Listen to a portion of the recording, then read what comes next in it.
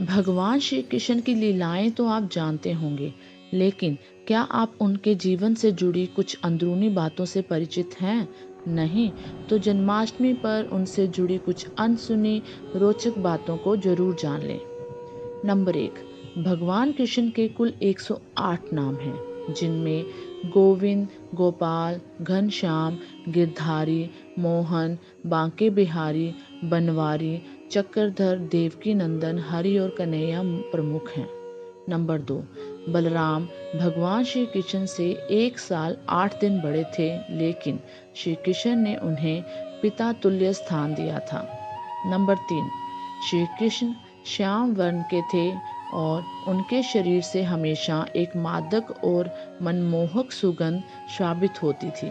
भगवान को अपने गुप्त अभियानों में से इस सुगंध को छुपाने में बहुत मुश्किल होती थी।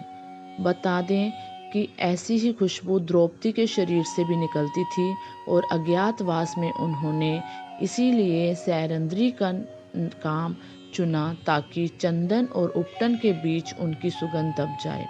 पांडवों की दादी सत्यवती को महर्षि पराशर से भी ऐसे ही शरीर से सुगंध का आशीर्वाद मिला था।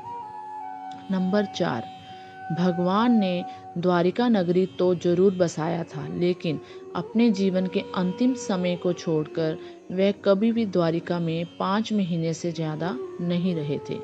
इतना ही नहीं, 15 वर्ष की आयु में जब उन्होंने गोकुल छोड़ा था, उसके बाद श्री कृष्ण कभी भी वापस गोकुल नहीं गए। हालांकि एक बार उन्होंने गोकुल में उद्धव को भेजा था, तब गोकुल के लोगों ने उन्हें ही श्री कृष्ण माना था, क्योंकि उनकी कदकाठी भगवान जी से मिलती थी। नंबर 5।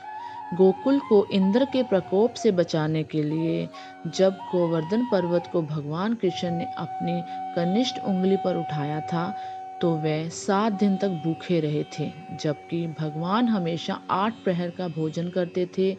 गोकुल के लोगों को जब ये पता चला, तो गोवर्धन की पुण्य स्थापना के बाद लोगों ने 8 बार के हिसाब से 56 तरह के पकवान बनाकर भगवान को खिलाया था। तभी से भगवान को 56 भोग चढ़ाने की परंपरा शुरू हुई। नंबर 6। भगवान श्री कृष्ण ने जिस युद्ध कला को विकसित ब्रज के वनों में किया था, वह कला ही आज के ज़माने में मार्शल आर्ट के नाम से जानी जाती है।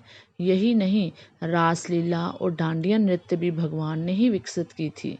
कलारी पट्टू का प्रथम आचार्य श्री कृष्ण को ही माना गया है। यही वजह है कि द्वारिका की नारायणी सेना आर्यव्रत की सबसे भयंकर प्रहारक सेना थी। नंबर 7।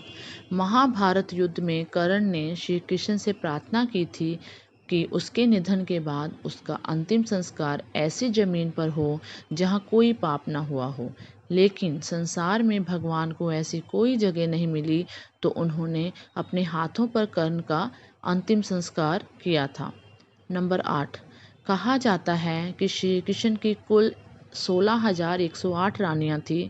वास्तव में उनकी 8 पट रानियां थीं, जिनका नाम रुक्मणी, जामवती, सत्यभामा, कालिंदी, मित्रविंदा, सत्या, भद्रा और लक्ष्मणा था। बाकी सभी को उन्होंने पत्नी का दर्जा दिया था, क्योंकि वोमासुर ने उनका अपहरण कर लिया था।